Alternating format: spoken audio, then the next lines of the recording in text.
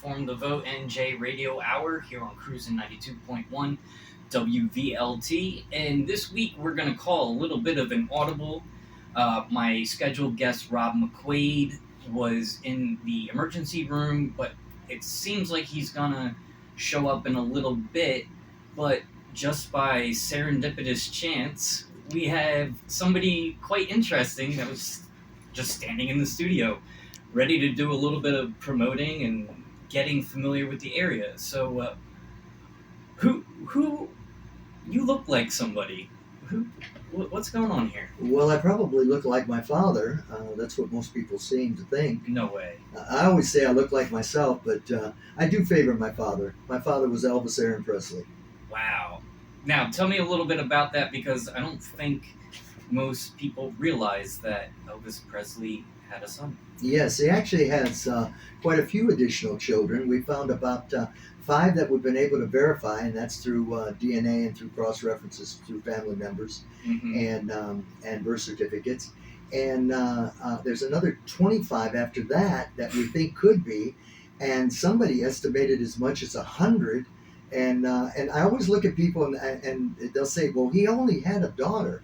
And I'll say, please, my father sure excited an awful lot of women in his day.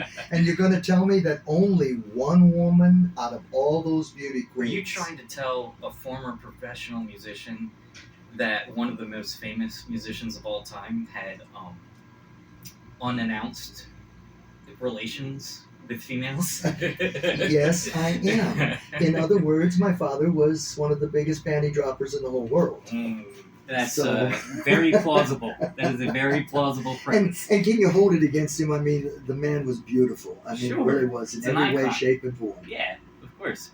So then, why don't you tell us a little bit about what you're doing on a back road in Vineland? Well, let me tell you, we actually got our promoters here, and she had came to us. We were on a broadcast on Bandstand Radio, talking about the upcoming book called In My Father's Footsteps, and the album that was getting ready to drop, and a world tour that we were working on. And she happened to call up Bandstand Radio and said, I want to talk to him, and can't we get you to go ahead and help with fundraising on an organization? I said, well, what are you doing? I'm willing to help everybody. I love everybody. Sure. And she said, we're trying to raise funds for Lewy body and Parkinson's research.